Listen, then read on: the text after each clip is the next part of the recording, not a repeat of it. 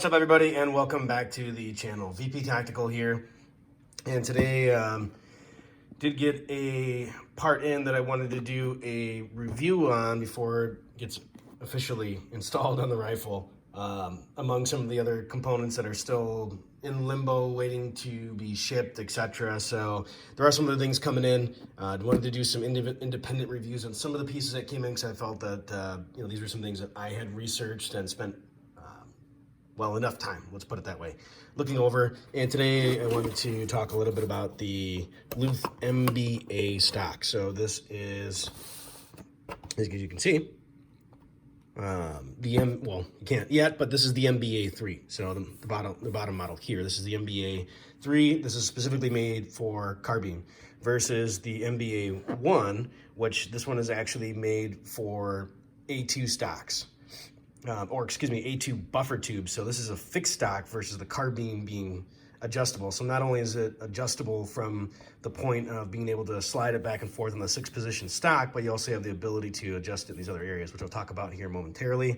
Whereas the MBA1, that is strictly fixed, so it is whatever that length is there, and you'll adjust your length of pull as well as cheek height, so on and so forth, independently.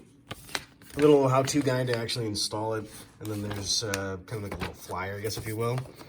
It doesn't like stickers. Luth MBA3. Let's get this stuff out of the way here. So pretty awesome item. Absolutely love it. So I think in direct comparison to the Magpul, this thing is quite beefy. Butt plate itself, it is a bit rigid, although it does have some flex in it, so I think that will definitely eat up some recoil, which could be handy, especially if you're running a heavier cartridge like 450 Bushmaster, 308, 338 Lapua, or 6.5 Creedmoor. This one eventually actually will end up on the 6.5 Grendel, and it's actually pretty easy to install. There's actually a lever right down here. Basically pull that down, and then that actually will allow you to slip into the 6 positions on the stock. And if you notice, there's actually a special cut here. It's going to be hard to see. I'll rotate the piece, but there's a little indent right there, and if you don't get that just right on this tab here, then you won't be able to pull this down all the way. I actually fought with that for a few minutes, to say the least, but pretty straightforward. And really, like I said, from an adjustment standpoint, once you actually get it on the AR, you'll actually be able to not only adjust the 6 positions, but there's also an included Allen wrench, which I'm not going to pull off because it's actually a pain in the butt to get in and out. So that's my only real complaint about this. I wish they had done something just a little bit different, maybe put it in a different spot. It just sliding this part out is easy, but actually getting it out from the stock itself, especially if you have bigger fingers or hands, it makes it quite cumbersome. Adjustment wise, I really like this. Loosen this guy up, then you're able to actually adjust the cheek riser. You can go up quite a bit, lock it down in place. And then of course the length of pull adjustment as well. So not only can you, again, adjust the six position portion of it, but you can also adjust the length of pull beyond that to get more of a finite adjustment and really get it where you want it. What was critical about that Allen wrench that I was showing you is that there is a screw right here on this side. So once you actually, or excuse me, this one, once you get the stock actually installed in the position that you want, you'll usually notice that they have some rattle to them. And what that does ultimately is puts pressure on the inside.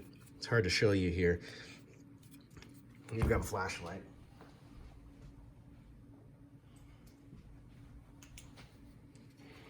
All right, it puts pressure on the inside.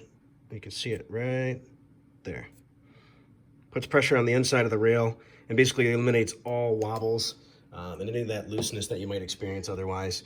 But I think a great product all in, especially, like I said, in direct comparison to the Magpul stock. And I really like the fact that they have these cuts in here as well. So as you're kind of coming in, that can actually rest against your arm, as you're going in to actually grip the rifle. So something to take into consideration versus some of the other models that are out there. And then in addition, there is also a Picatinny rail on the very bottom. So if you wanted to add a monopod, you could definitely do that, or any other, Picatinny attachment. So anyways, Hope you liked that little quick segment I did for you on the MBA3 Luth AR adjustable 6-position stock.